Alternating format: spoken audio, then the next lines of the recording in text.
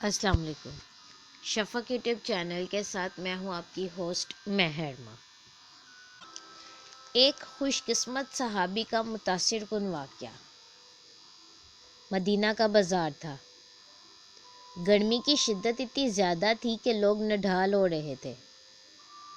ایک تاجر اپنے ساتھ ایک غلام کو لیے پریشان کھڑا تھا۔ غلام جب بھی بچہ ہی تھا، وہ بھی دھوپ میں کھڑا پسینہ پسینہ ہو رہا تھا۔ تاجر کا سارا مال اچھے داموں بک گیا تھا، بس یہ غلام ہی باقی تھا جسے خریدنے میں کسی کو کوئی دلچسپی نہیں تھی۔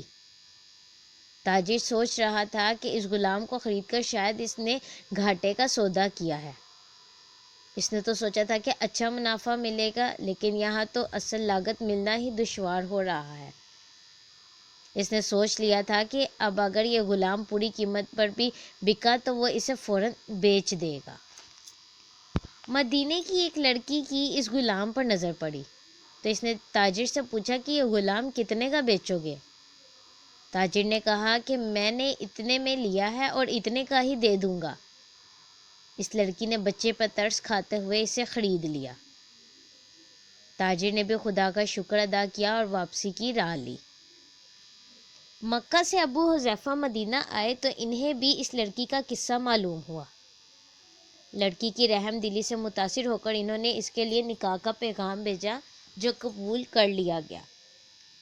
یوں واپسی پر وہ لڑکی، جس کا نام ثبیتہ بنت یار تھا، ان کی بیوی بن کر ان کے ہمراہ تھی، اور وہ غلام بھی مالکن کے ساتھ مکہ پہنچ گیا۔ ابو حذیفہ مکہ آ کر اپنے پرانے دوست عثمان ابن عفان سے ملے تو انہیں کچھ بدلا ہوا پایا اور ان کے رویے میں سرد مہری محسوس کی۔ انہوں نے اپنے دوست سے استفسار کیا کہ عثمان، یہ سرد مہری کیوں؟ تو عثمان بن عفان نے جواب دیا کہ میں نے اسلام قبول کر لیا ہے اور تم ابھی تک مسلمان نہیں ہوئے، تو اب ہماری دوستی کیسے چل سکتی ہے؟ ابو حذیفہ نے کہا تو پھر مجھے بھی محمد صلی اللہ علیہ وآلہ وسلم کے پاس لے چلو اور اس اسلام میں داخل کر دو جسے تم قبول کر چکے ہو۔ چنانچہ حضرت عثمان رضی اللہ تعالیٰ عنہ نے انہیں نبی کریم صلی اللہ علیہ وآلہ وسلم کی خدمت میں پیش کیا اور وہ کلمہ پڑھ کر دائرہ اسلام میں داخل ہو گئے۔ گھر آ کر انہوں نے اپنی بیوی اور غلام کو اپنے مسلمان ہونے کو بتایا تو ان دونوں نے بھی کلمہ پڑھ لیا۔ حضرت ابو حذیفہ رضی اللہ تعالیٰ عنہ نے اس غلام سے کہا کہ چونکہ تم بھی مسلمان ہو گئے ہو، اس لیے میں اب تمہیں غلام نہیں رکھ سکتا، لہٰذا میری طرف سے اب تم آزاد ہو۔ غلام نے کہا، آقا میرا اب اس دنیا میں آپ دونوں کے سوا کوئی نہیں ہے، آپ نے مجھے آزاد کر دیا تو میں کہاں جاؤں گا؟ حضرت ابو حذیفہ رضی اللہ تعالیٰ عنہ نے اس غلام کو اپنا بیٹا بنا لیا اور اپنے پاس ہی رکھ لیا۔ غلام نے قرآن پاک سیکھنا شروع کر دیا اور کچھ ہی دنوں میں بہت سا قرآن یاد کر لیا، اور وہ جب قرآن پڑھتے تو بہت خوبصورت لہجے میں پڑھتے۔ ہجرت کے وقت نبی کریم صلی اللہ علیہ وآلہ وسلم سے پہلے جن صحابہ نے مدینے کی طرف ہجرت کی، ان میں حضرت عمر رضی اللہ تعالیٰ عنہ کے ساتھ حضرت ابو حذیفہ رضی اللہ تعالیٰ عنہ اور ان کا یہ لپالک بیٹا بھی تھا۔ مدینہ پہنچ کر جب نماز کے لیے امام مقرر کرنے کا وقت آیا تو اس غلام کی خوبصورت تلاوت اور سب سے زیادہ قرآن حفظ ہونے کی وجہ سے انہیں امام چن لیا گیا، اور ان کی امامت میں حضرت عمر رضی اللہ تعالیٰ عنہ جیسے جلیل القدر صحابی بھی نماز ادا کرتے تھے۔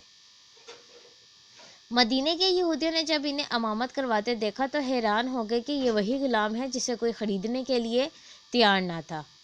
آج دیکھو کتنی عزت ملی کہ مسلمانوں کا امام بنا ہوا ہے۔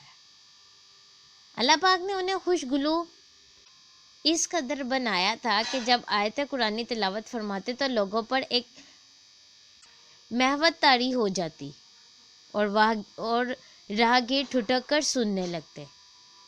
ایک دفعہ ام المومنین حضرت عائشہ رضی اللہ تعالیٰ عنہ کو رسول صلی اللہ علیہ وآلہ وسلم کے پاس حاضر ہونے میں دیر ہوئی۔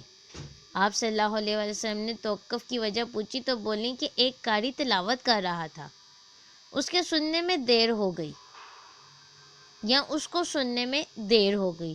اور خوش الحانی کی اس قدر تعریف کی کہ حضرت صلی اللہ علیہ وآلہ وسلم خود چادر سنبھالے ہوئے باہر تشریف لے آئے۔ دیکھا تو وہ بیٹھے تلاوت کر رہے ہیں۔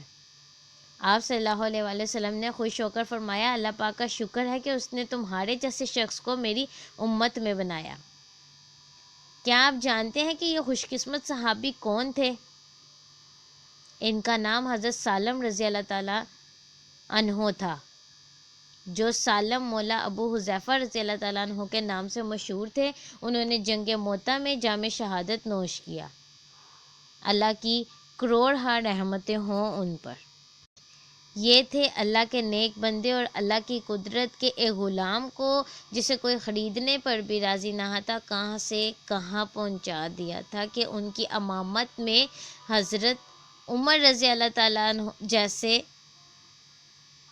صحابی بھی نماز ادا کرتے تھے۔ اس طرح کی مزید اسلامی ویڈیوز سننے کے لیے ہمارے چینل کو لائک اور سبسکرائب کرنا مت بھولیں۔ شکریہ۔